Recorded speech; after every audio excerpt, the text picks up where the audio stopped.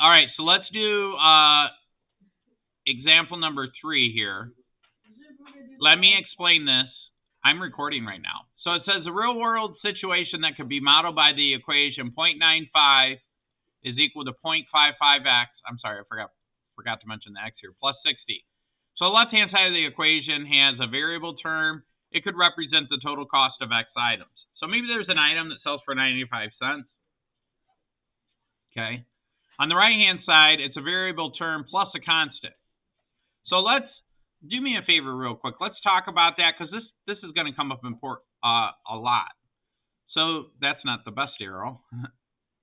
This is an arrow, and this is an arrow. So these two terms are variables, and I don't know if I even have room to write the word variable, so I'm going to type it and then make it small. Why is it all caps?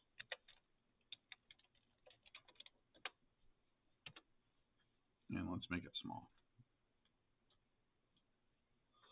I'm not even sure if that's, let's do it this way. Why does that look like, I feel like it's misspelled. It looks funny. So that's a variable. Okay.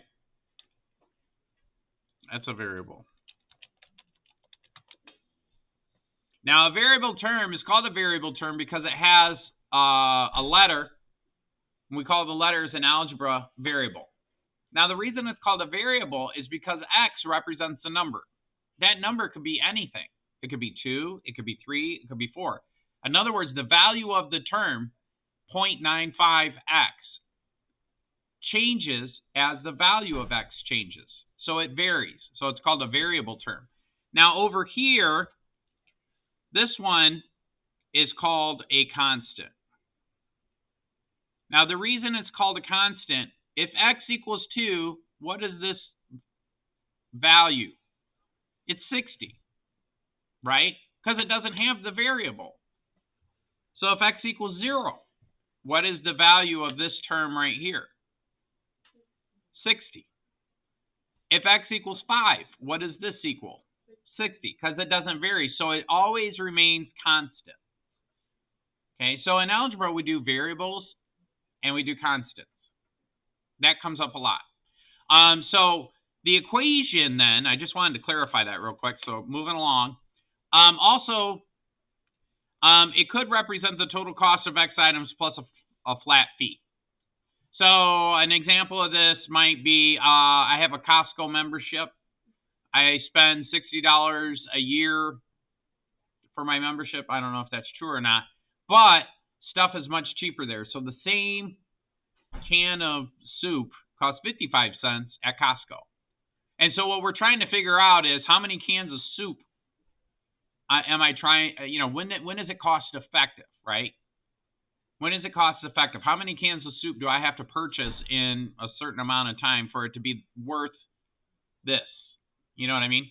So anyways, let's see what they come up with. So they said that the equation 0.95x equals 0.55x plus 60 could represent, by this situation, Toonie Tunes charges 95 cents for each song that you download. Oh, that's a good idea. So it's 95 that you download. Okay.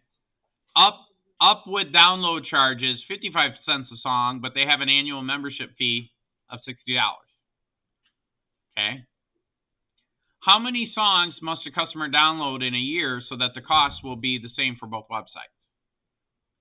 Well, let's see. Let's do the math on that real quick. It's not asking you to, but I want to do it real quick. So I'm going to say 0.95x plus, actually, I'm going to write this over to the side. Is that okay? You guys find space somewhere in the book. So I'm going to say 0.95x plus 0.55x. X represents the number of songs. Yes, I'll fix that in a second. Thank you. Sorry, it's really hard to talk and explain and think of what I'm going to write down. Especially, this is the first class of the day. I'm not quite awake yet. Oh, watch this. Okay, now I'm ready. What do I want to do first, guys? Take a guess. Yeah, which one do we want to move? Yeah, so I heard everything that was shouted out was correct. We need to move the x. Somebody said get the x to the other side. Somebody said specifically we're going to need to move the 0.55x. Now, the reason we're moving the 0.55x is because it's the smaller of the two. Now, the reason Mr. Adams chooses the smaller of the two is that it leaves me with a positive x value, which is nice. If I have a negative x value, I got to multiply by -1, blah, blah, blah. Like, there are no rules. It's just sometimes when you do things, it's easier. We can do whatever we want as long as we do the same to both sides of the equation. But by doing it this way, I end up over here with 60, and then over here, 0.95 minus 55 is just 0.45x.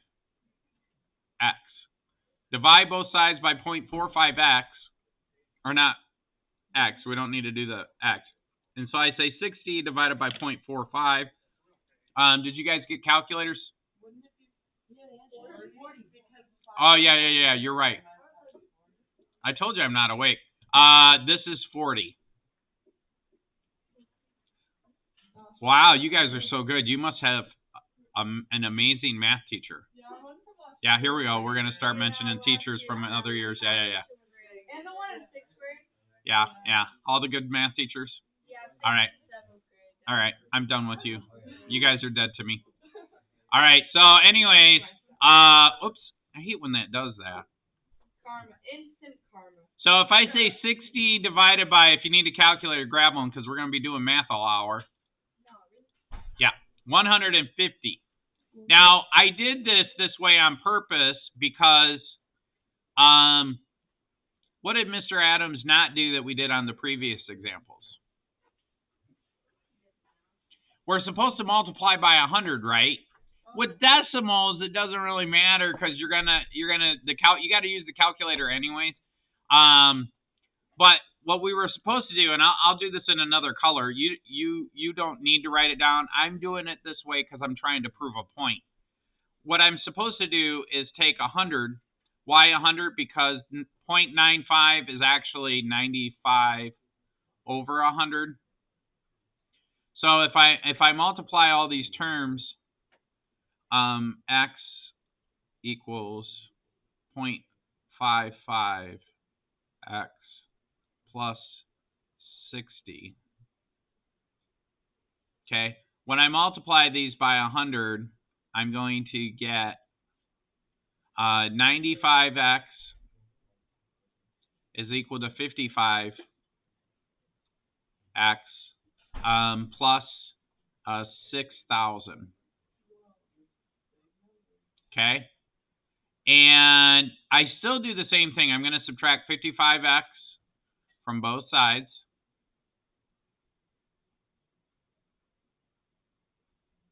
That's 45, right? Just kidding. Is equal to 6,000. Right? We divide by 40. And so if I say 6,000, why did that open that up? If I say 6,000 divided by 40, guess what I'll get? Same thing, 150. Okay? So I just like to show you guys, but this, I don't know. If it's a decimal, I'm okay with you doing it this way. But the whole point of this is to eliminate fractions, so I'm not sure why they gave you so many example problems with decimals. Okay, so the answer then, and I'm going to slide over here, the answer would be 150 songs. So if you're going to download 150 songs or more, then it would be worth your while to go with that second option. If you're, yeah, just grab it out of the, any questions on that?